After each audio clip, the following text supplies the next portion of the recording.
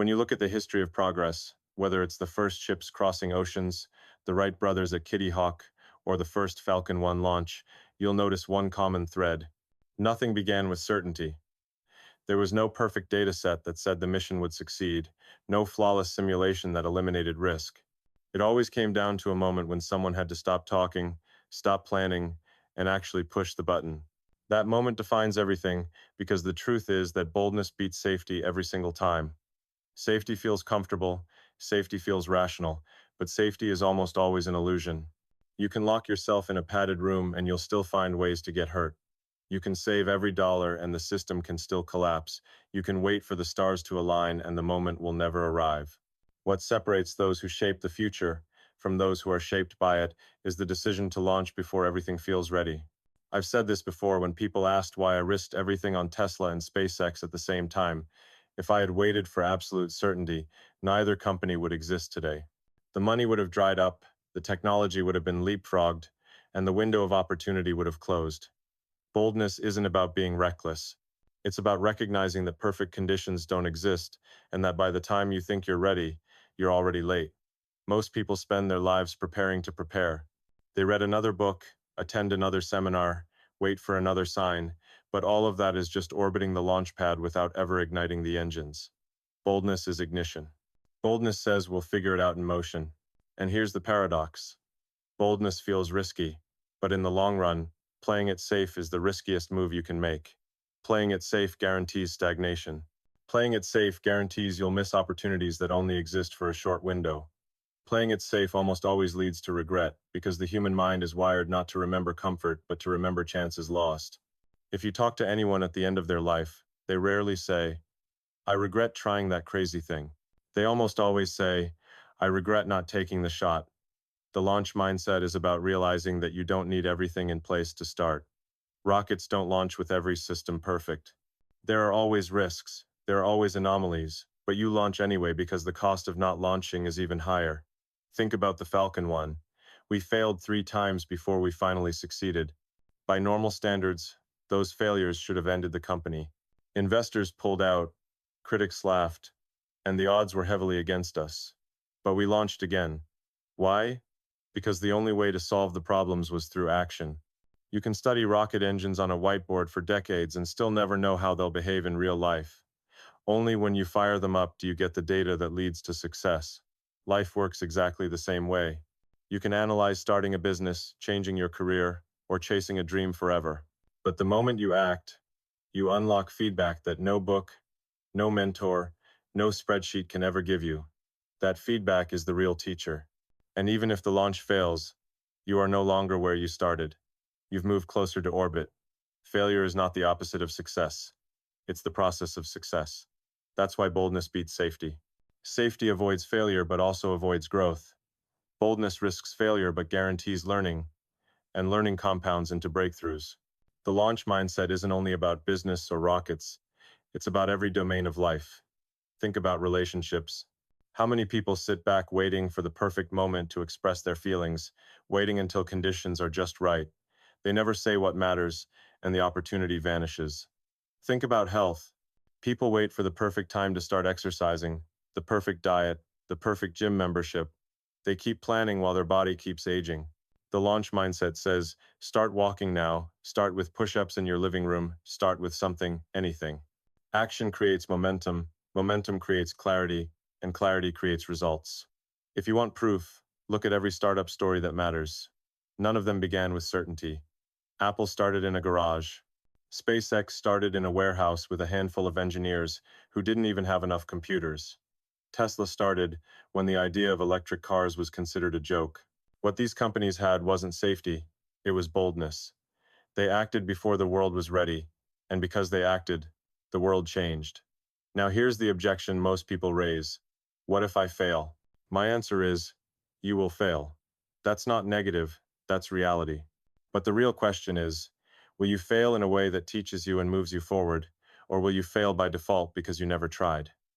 Failure in action is progress. Failure in inaction is permanent. People often forget that not choosing is still a choice, and it's almost always the worst one. Let me give you a rocket analogy. Imagine you're sitting on the launch pad. The weather isn't perfect, there are some risks, but the window is open. If you don't launch, you don't stay safe. You miss the window entirely, and the mission fails before it begins. That's what most people do in life. They wait for the mythical, perfect weather and watch the launch window close forever. The launch mindset demands that you launch when the window is open, not when it's perfect. And when you adopt that mindset, something extraordinary happens. You stop living in fear of failure and start living in pursuit of progress. Every step becomes data, every setback becomes iteration, every launch, successful or not, moves you closer to orbit. And orbit is where real freedom begins. That's why boldness beats safety. It's not about thrill-seeking or gambling. It's about understanding that progress only comes through movement, and movement only happens when you're willing to risk leaving the ground. Safety is an illusion, but boldness creates momentum. And momentum is everything. Because once you're in motion, once you've lit the engines, once you've committed to the trajectory, you're already ahead of 99% of people who are still waiting for perfect. The world doesn't reward those who wait, it rewards those who launch. And if you can internalize that, if you can make it your operating system, then no matter what your mission is, you'll always have an unfair advantage. When you look at the difference between people who make incremental progress and people who truly reshape the world, the distinction almost always comes down to how they think about problems. Most people reason by analogy. They ask, what's been done before? What do experts say? How do others handle this situation? And then they copy, adjust, or slightly improve on what already exists. There's nothing inherently wrong with that, but it guarantees that you'll always be operating within the limits of someone else's imagination. Incremental thinking can improve what exists, but it cannot invent what doesn't. If you want to build something fundamentally new, if you want to go where no one has gone, you need a different approach.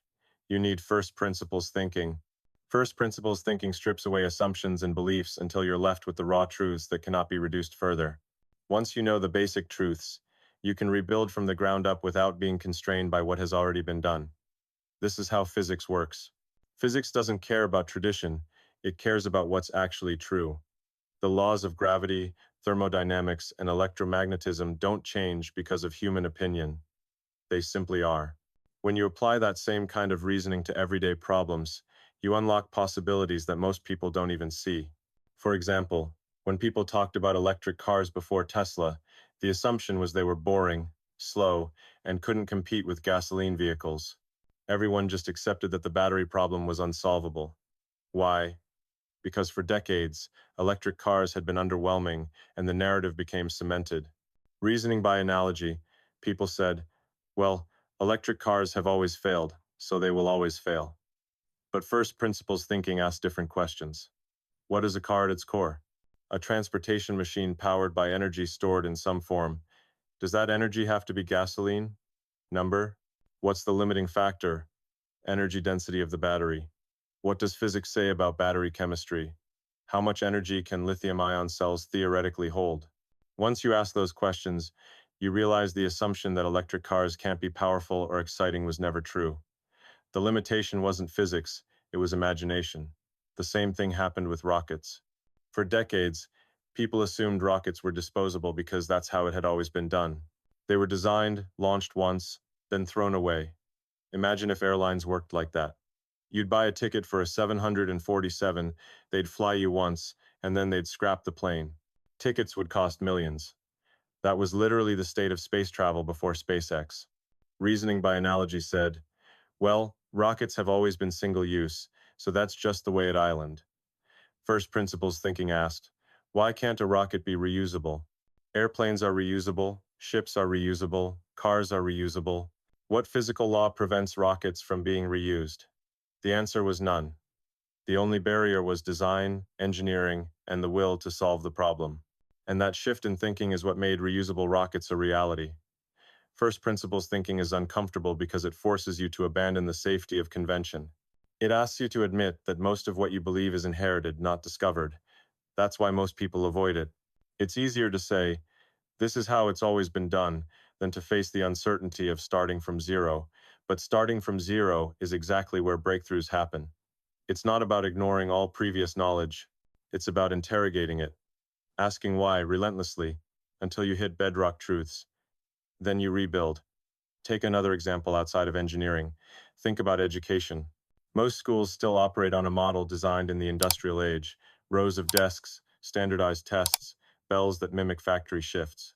Reasoning by analogy says, well, that's how schools have always worked, so that's how they should work. First principles thinking asks, what is the purpose of education? To transfer knowledge and develop skills. Does it require rows of desks and bells? Number? What does neuroscience say about how humans learn? What does psychology say about motivation? What does technology allow us to do differently? Suddenly, you realize that the structure of modern education isn't based on natural law, it's based on tradition, and tradition can be redesigned. That's the power of thinking in first principles. It reveals that most constraints aren't real, they're imaginary. And once you see that, you're free. Free to build, free to design, free to innovate in ways others will call impossible until you prove it. But first, principles thinking isn't just for engineers or entrepreneurs. It's a tool you can apply to every area of your life. Take health. Most people reason by analogy. They eat what their parents ate, follow diets trending in their culture, or copy routines they see online. But first, principles thinking asks, what does the human body actually need at the cellular level? What fuels longevity? What does biology say about strength, endurance, recovery? Instead of blindly following fads, you base your habits on fundamental truths. Or take money. Reasoning by analogy says, invest the way everyone else does, work the way everyone else does, retire the way everyone else does. But first principles asks, what is money really? A store of value, a medium of exchange, a tool for transferring energy across time. How does it behave under inflation? Under deflation? How do different assets reflect these realities? That kind of thinking leads to smarter, more resilient financial choices. In relationships, most people repeat patterns they inherited. First principles thinking asks, what does it mean to connect? What does trust actually require? What does love demand beyond cultural scripts? Suddenly, you see beyond tradition into what's fundamentally true. The challenge is that first principles thinking requires courage. It strips away the safety net of consensus. When you think this way, people will call you crazy, arrogant, unrealistic. They'll say you're ignoring wisdom, that you're reinventing the wheel. But most of what people call wisdom is just repetition. Reinventing the wheel isn't foolish if the wheel you inherited is square. The fear of looking foolish is what keeps people chained to bad systems, outdated ideas, and limiting beliefs. But every major leap forward looked foolish at first. Powered flight looked foolish. Reusable rockets looked foolish. Electric cars looked foolish. Streaming movies online looked foolish. But first principles thinking turned foolishness into fortune. You have to decide whether you want to look smart in the short term or actually build something smart in the long term. First principles thinking isn't about ego, it's about clarity. It's about saying, I don't care how it's been done. I care about what is true and possible. That shift changes everything. It gives you the courage to attempt things that look insane but are actually inevitable. It gives you the patience to endure ridicule because you know reality is on your side. And it gives you the clarity to see opportunities others can't because they're blinded by assumptions. The question is, how do you train yourself to think this way? The process is simple but not easy. Step 1. Identify assumptions. Write down what you believe about a problem. Step 2. Break them apart with why. Why must it be this way? Why not another way? Step 3. Drill down until you hit a truth that cannot be reduced further. That's your first principle. Step 4. Rebuild from there, ignoring tradition, focusing only on physics, math, biology, or other undeniable truths. Do this enough and it becomes instinct. You start to see through the surface of things into the raw mechanics underneath. That's when the world opens up. That's when you realize that the future doesn't belong to those who copy. It belongs to those who question. And questioning with enough courage is what gives birth to revolutions. When you live this way, you stop being limited by what has been done, you start being driven by what could be done, and that's the mindset that not only builds companies or technologies, but entire new worlds. If there's one thing most people misunderstand about progress, it's failure. Society has conditioned people to see failure as a verdict, as a label that means you weren't good enough or that your idea wasn't worth pursuing. That conditioning starts early, in schools where wrong answers are punished, in jobs where mistakes are career-ending, and in culture where success is celebrated without ever showing the mountain of failures that made it possible. But failure isn't the opposite of success. It's the raw material that success is built on. If you remove failure from the equation, you remove progress itself. Think about how rockets are tested. At SpaceX, when a rocket explodes during a test flight, people watching the news call it a disaster. But inside the company, we call it data. Every failure reveals what we didn't know. Every explosion teaches us something that no simulation or whiteboard drawing could have shown.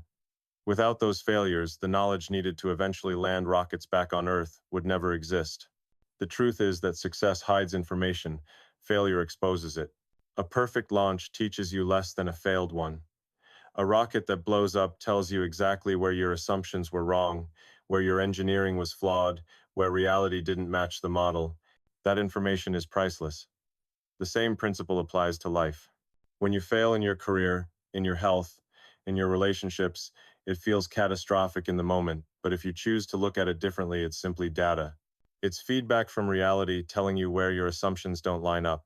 Maybe you thought you could coast in your job without learning new skills, but the promotion went to someone else. That failure is feedback that stagnation is riskier than effort.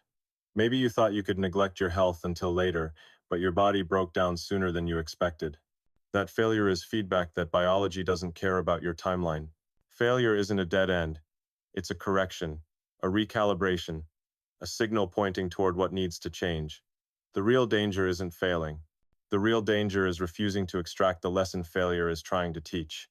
Most people avoid failure so aggressively that they never attempt anything big enough to matter. They live their entire lives optimizing for safety, avoiding risk, never stepping outside the lines, and as a result, they avoid not only failure, but also growth. The irony is that the people who succeed the most are usually the ones who fail the most, because they put themselves in enough situations where failure is possible. Edison didn't invent the light bulb in one try. He tested thousands of filaments. Each failure wasn't wasted time, it was narrowing the field of possibilities until truth revealed itself. SpaceX didn't land a booster on a drone ship in the first attempt. We crashed rockets, lost engines, burned through millions of dollars. But each time, the wreckage taught us something, and eventually we nailed it.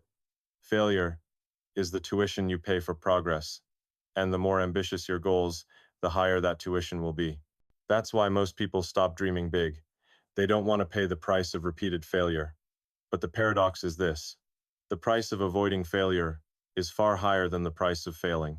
Avoiding failure costs you growth, innovation, and the chance to live a life that actually matters. Failure is painful, yes, but it's temporary. Regret is permanent. When you look back in 10, 20, or 50 years, you won't regret the failures that taught you something.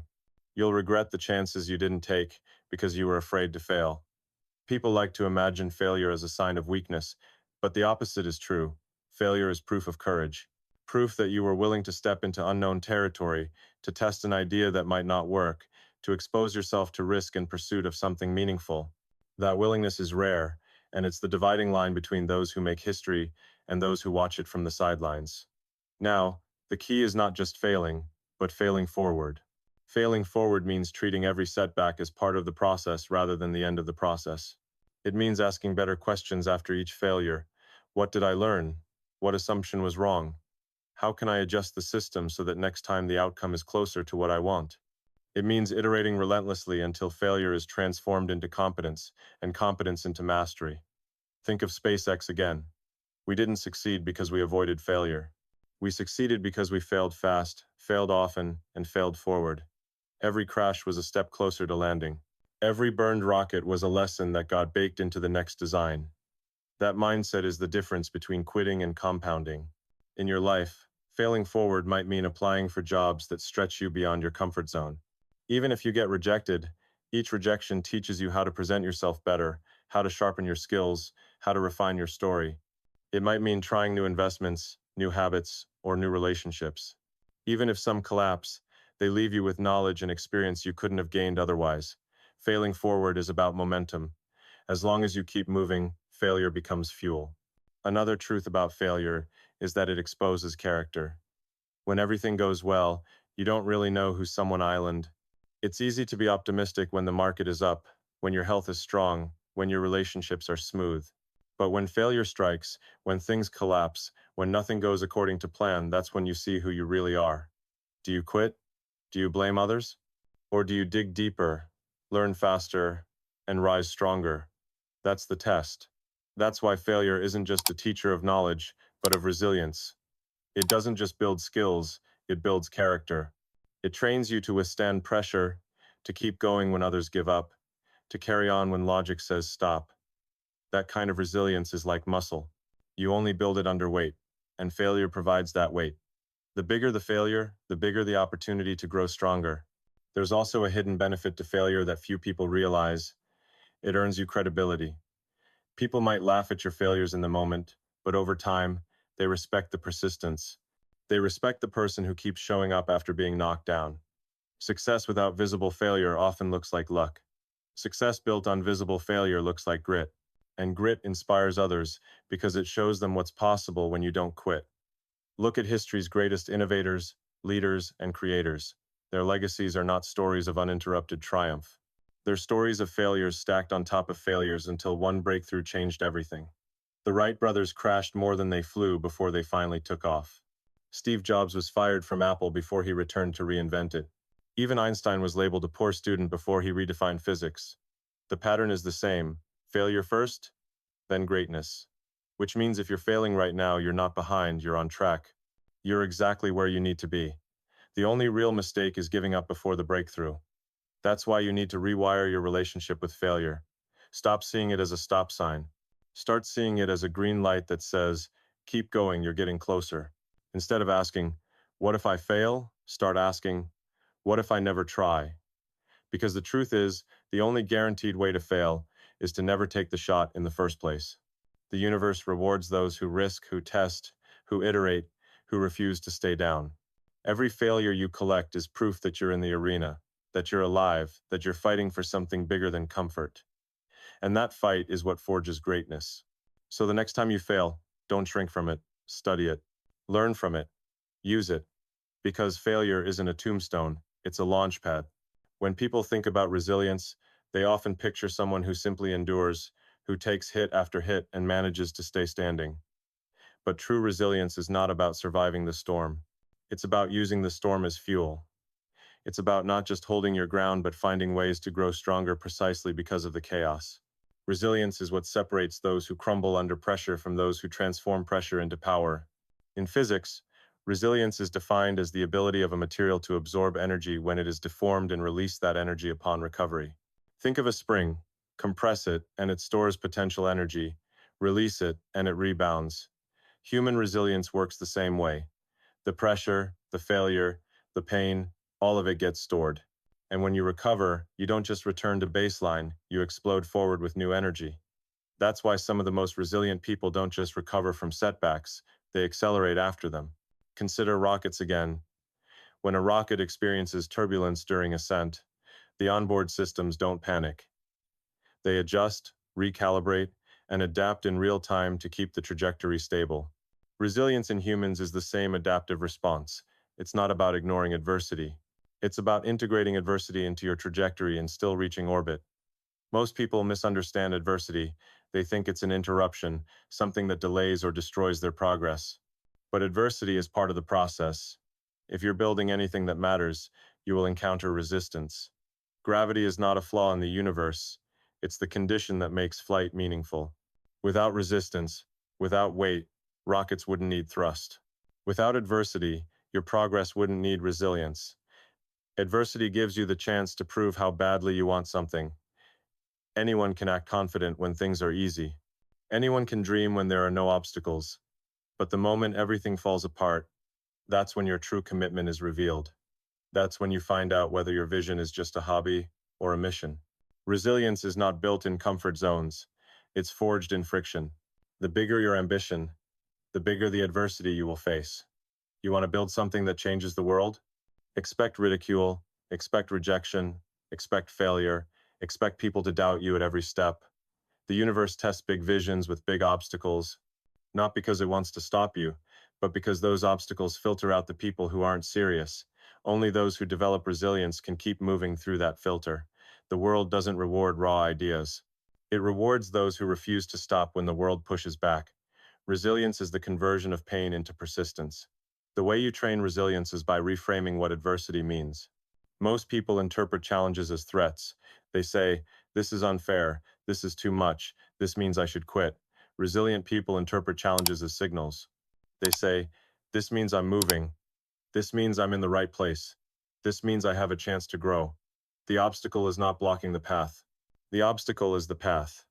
Every time life knocks you down, you are standing at a fork. One direction leads to collapse and regret. The other leads to strength and wisdom. And the difference between those two paths is not the size of the problem but the choice of the response. You can either let adversity define you as a victim or refine you into a leader. The choice is always yours. Now, resilience is not about blind optimism. It doesn't mean pretending everything is fine when it's not. It doesn't mean smiling through disaster or denying pain. That's toxic positivity, not resilience. Real resilience acknowledges pain, accepts reality, and then asks, what now?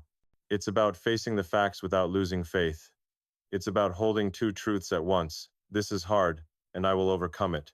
Resilience is also cumulative. Every time you push through adversity, you create a reference point for your future self. You prove to yourself that you can survive more than you thought. Those reference points stack up into confidence. They become the inner database that whispers, I've been through worse and I came out stronger. I can handle this too. That's why resilient people often appear unshakable. It's not because they've had easier lives. It's because they've collected enough evidence of their own strength that doubt no longer paralyzes them. Think about SpaceX again. The company nearly died multiple times. Rockets exploded, funding ran dry, critics laughed. There was a point where failure after failure almost shut everything down. But we kept going. Not because it was easy, not because the pain wasn't real, but because resilience meant extracting lessons from every failure and refusing to stop. That resilience didn't just keep the company alive, it built the foundation for landing rockets, building Starlink, and aiming for Mars. If you think about your own life, the times you grew most weren't the easy seasons. They were the hard ones. The breakups, the layoffs, the health scares, the losses. Those are the chapters where resilience was tested. And if you're honest, those are also the chapters where you became wiser, tougher, more empathetic, and more capable. Pain carves depth, adversity stretches capacity, and resilience turns that suffering into strength. Another truth is that resilience doesn't grow in isolation. Just like rockets require entire teams of engineers, resilient people often draw strength from communities, mentors, and relationships. Trying to endure everything alone makes you brittle. Resilience is multiplied when you share the load, when you let others support you, when you borrow courage from those who believe in you. It's not weakness to seek help. It's strategy. A resilient system is one with redundancy, backup, and collaboration. Your life should be no different. Build resilience not only in your own mind, but in the network of people who walk with you. Resilience also requires vision. If you don't know what you're fighting for, every setback feels like a reason to quit. But when your mission is clear, adversity becomes tolerable. You can endure almost anyhow if you have a strong enough why. That's why I often tell people, anchor your resilience to something bigger than yourself. A company, a family, a mission, a dream, whatever it is, make sure your pain has a purpose. Because pain without purpose breaks you. Pain with purpose builds you. And purpose is what transforms resilience into unstoppable momentum. Think about it this way. Resilience is like the heat shield on a spacecraft. Without it, the craft burns up on re-entry. With it, the craft survives the fire and lands safely. Life's adversity is the fire. Resilience is your heat shield. It doesn't eliminate the heat, but it gives you the structure to pass through it intact. And every time you pass through fire, your shield gets stronger. The paradox of resilience is that it doesn't just protect you from adversity, it requires adversity to grow. You can't become resilient in theory. You only become resilient by walking through the fire, failing, suffering, recovering, and repeating. That's why adversity is not the enemy. It's the training ground. The more you embrace it, the more unstoppable you become. So the next time life throws you into chaos, don't ask, why me? Ask, what is this building in me? Don't ask, when will this end? Ask, how can I use this to prepare for what's next? Resilience is not about waiting for the storm to pass. It's about learning how to dance in the rain, how to build in the storm, how to turn turbulence into trajectory. If you understand this, adversity will stop scaring you. You'll start to see it as validation that you're on the right track. You'll realize that resilience is not a backup plan, it's the plan. And when resilience becomes part of your identity, you don't just survive adversity, you thrive through it, and you turn every setback into the very fuel that propels you forward. Innovation isn't just about inventing new gadgets or launching the next trendy product. It's about rewriting the rules of the game. It's the art of asking, why does it have to be this way? And then refusing to accept the default answers. Most people live in a world defined by assumptions that were handed down to them. They inherit systems, industries, traditions, and limitations and assume that's just how things are. But innovation is about breaking those assumptions apart and seeing if they actually hold up to scrutiny. At its core, it's about first principles, thinking stripping a problem down to its fundamental truths and rebuilding from there. When you innovate from first principles, you stop copying what exists and start building what should exist. That's what we did at SpaceX. The assumption was that rockets had to be disposable. Launch once, throw away the hardware, spend hundreds of millions of dollars each time. But why? Airplanes aren't thrown away after a single flight. Cars aren't discarded after one trip.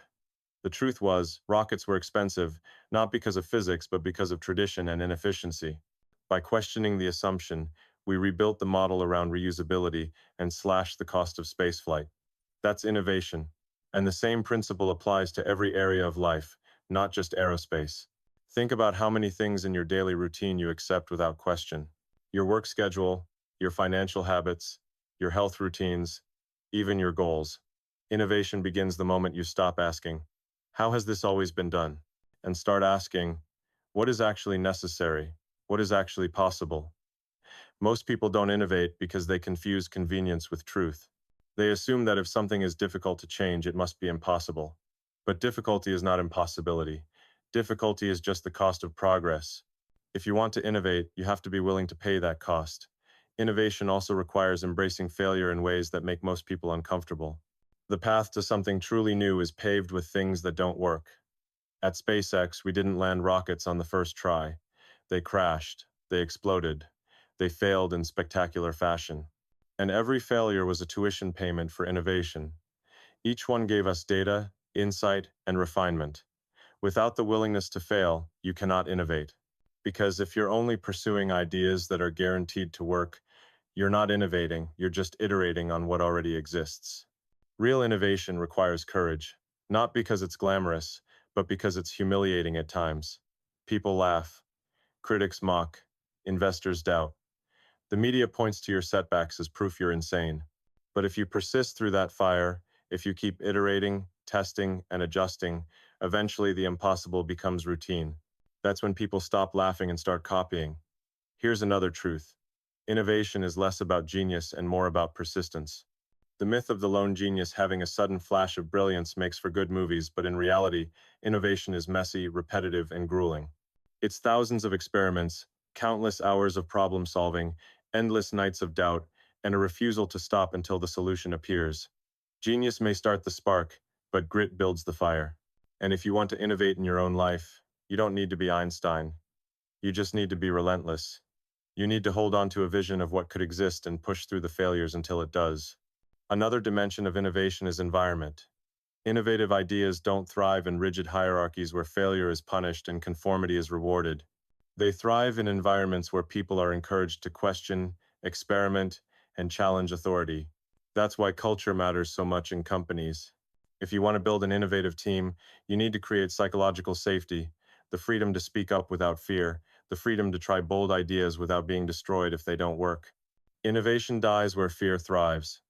But when curiosity is rewarded and failure is reframed as learning, breakthroughs become inevitable. The same is true in your personal life. If you surround yourself with people who punish risk and reward conformity, you will never innovate.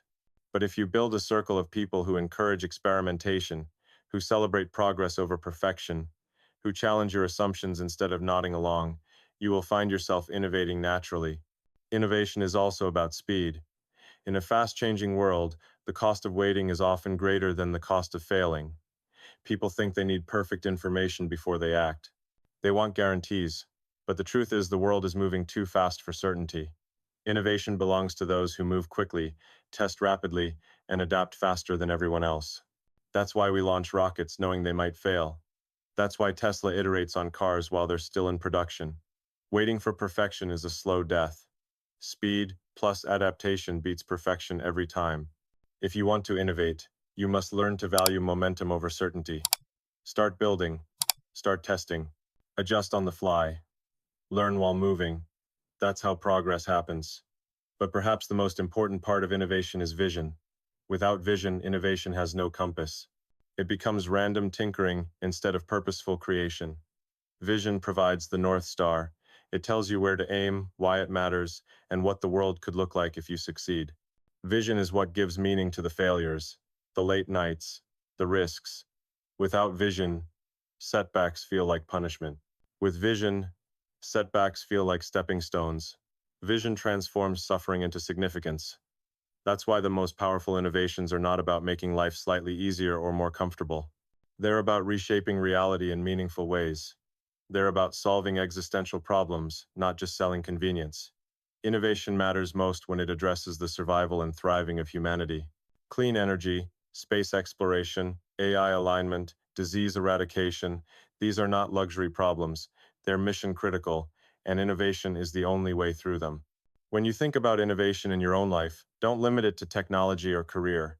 Think about how you can innovate in your health, in your relationships, in your mindset. How can you strip down assumptions in your life and rebuild from first principles? How can you challenge the default settings you've inherited and create something better? Innovation is not a department at a company. It's a mindset, a way of living. And the truth is, everyone can do it. You don't need billions of dollars or cutting-edge labs to innovate. You just need curiosity, courage, and persistence. The tools of innovation are questions, experiments, and resilience. If you commit to those, you will innovate no matter where you are. Innovation is not a luxury of the elite. It's a necessity for anyone who refuses to accept a mediocre existence. And here's the final piece: innovation compounds. Each breakthrough builds on the last. Each small experiment lays the foundation for larger ones. At first, progress feels slow. You might spend years failing in obscurity. But once you break through, once you prove something works, the compounding effect kicks in. Suddenly, you leap ahead. Suddenly, what once seemed impossible becomes the new normal. And once it's the new normal, the world can never go back. That's the true power of innovation. It doesn't just create new products, it creates new realities. It expands the boundaries of what humanity believes is possible. And when those boundaries expand, so does everything else: our opportunities, our potential, our future. That's why innovation matters. That's why you must cultivate it, not just in your work, but in your life. Because if you don't innovate, you stagnate. And if you stagnate, you fall behind in a world that is moving faster every day. Innovation is not optional, it's survival. And those who master it don't just survive, they lead, they thrive, and they shape the future.